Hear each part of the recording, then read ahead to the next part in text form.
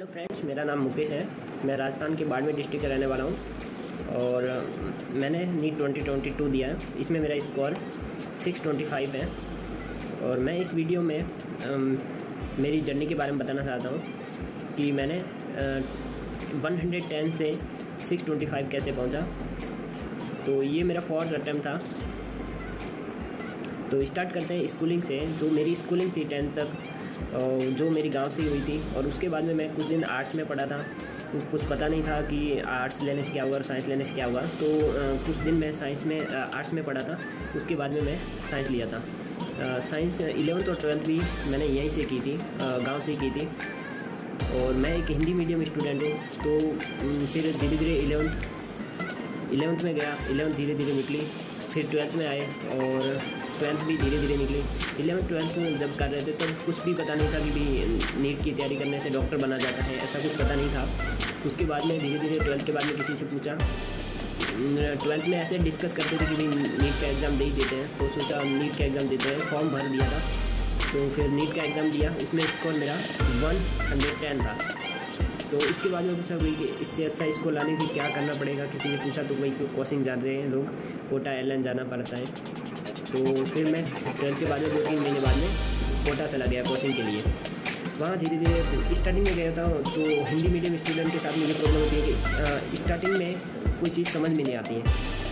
धीरे धीरे समझ में आने लगा। फिर और जहाँ पर कोटा में मैं मॉक टेस्ट लगाता था तो उसमें मेरा स्कोर ज़्यादा नहीं था, 400 के आसपास ही आता था। एवरेज मार्क्स 400 था, बहुत कम था। मतलब मैं काफ़ी कोशिश करता था कि भाई मेरा भी 550 आ जाए, 500 आ जाए, 600 आ जाए, पर आते नहीं। क्योंकि मैं मिस्टेक जो होती थी वो बार बार करता जाता था, वो सुधार कर ही नहीं पाता था और नेगेटिव बहुत ज़्यादा होते थे उस टाइम। तो धीरे धीरे फिर सिलेबस कंप्लीट हो गया था। जनवरी 2020 में मेरा सिलेबस कंप्लीट हो गया था। तब मैं घर आ गया था जब कोविड-19 आया था, उससे जस्ट पहले। फिर घर आकर तैयारी कंटिन्यू रखी और धीरे धीरे तैयारी करते रहे और नीट पोस्टपोन होता रह गया। फिर पोस्टपोन होते हुए फाइनली नीट आ गया और नीट दिया मैंने और मेरा स्कोर आया 554। तो एवरेज स्कोर से भी ठीक था। तो कुल मिला के ठीक ही था मेरे लिए। ज़्यादा कुछ मतलब जो एक्सपेक्टेशन थी उससे थोड़ा ज़्यादा ही आ गया था। तो ये अच्छी बात है। फिर इसमें तो कोई कॉलेज मिलता नहीं था, कोई वेटरनरी साइड मिलता। तो फिर पापा ने बोल दिया कि भाई और ड्रॉप ले लो, कोई दिक्कत नहीं है, इस बार स्कोर आ जाएगा, अच्छा स्कोर आ जाएगा, नीट हो जाएगा। तो फिर ड्रॉप लेने की सोच लिया था और 2-3 महीने आराम किया। और उसके बाद में सोचा कि भाई ड्रॉप ले लेते हैं, वापस से तैयारी स्टार्ट की। और इस बार कहीं कोचिंग लेने के मैंने सोचा ये कोचिंग लेने से कोई मतलब नहीं है, घर पर ही सेल्फ कर लेते हैं। तो फिर सेल्फ करनी स्टार्ट कर लिया था। और एक मेरा दोस्त था और मैं था, दोनों साथ मिलकर भी करते थे तैयारी। तो ऐसे मतलब कोई अगर नोट्स को कंसेप्ट तो मेरे थे ही, वहाँ से जो एक बार पढ़ लिया नोट्स वही पढ़ते थे और रिवीजन करते थे। ये धीरे धीरे पढ़ते गए। और इस बार जो इस दौरान जो मतलब टाइम मॉक टेस्ट लगाते थे उसमें जो मेरा स्कोर आता था वो 550 और 600 के आसपास बीच में आता था। और एवरेज मेरा जो स्कोर था वो 570 था मॉक टेस्ट का। और फिर धीरे धीरे नीट 2021 दिया और उसमें स्कोर मेरा था 529 स्कोर था। जब मेरा स्कोर एवरेज स्कोर था वो 570 के आसपास था और स्कोर आया फाइनली वो आया 529। तो ये उससे बहुत कम था। तो एक बार मुझे झटका लगा।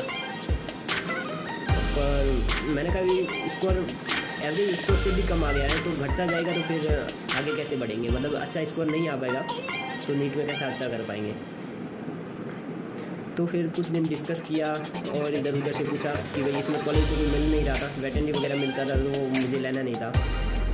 तो फिर कुछ दिन के बाद में डिसीजन फिर से ले लिया था कि भाई ड्रॉप ले लेंगे। ड्रॉप लेने की सोच ली थी। तो 2021 में जब ये तो 12 सितंबर को एग्ज़ाम हुआ था, उसके बाद में 2 महीने के बाद में मतलब यानी दिसंबर या जनवरी में मैंने तैयारी स्टार्ट की थी 2022 में। धीरे धीरे तैयारी स्टार्ट की थी। तो क्योंकि इस बार तो कंसेप्ट तो सारे अच्छे ही थे और अगर कहीं भी कंसेप्ट में प्रॉब्लम आती थी तो यूट्यूब से और PW के लेक्चर से क्लियर हो जाता था। तो उसमें कोई ज़्यादा प्रॉब्लम नहीं होती थी और रिवीजन ज़्यादा करता था। इस बार जो मिस्टेक हुई थी जो पिछले 2 सालों में, उसको मैं कम करने की कोशिश की थी।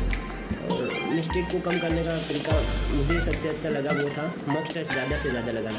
तो पिछली बार मैंने मॉक टेस्ट कम लगाए थे, मतलब 10 दिन में कभी एक मॉक टेस्ट लगाता था, और इस बार मैं 2-3 दिन में एक मॉक टेस्ट स्टार्टिंग से ही लगाना स्टार्ट कर दिया था। तो उससे मेरी गलतियों में मतलब कम होती गई और इम्प्रूवमेंट मार्क्स में इम्प्रूवमेंट होता गया। स्टार्टिंग में मेरे 600 के आसपास आते थे, और फिर धीरे धीरे मेरी गलतियाँ कम हो गई और नेगेटिव मार्क्स कम होने लगे, तो स्कोर इम्प्रूव हुआ।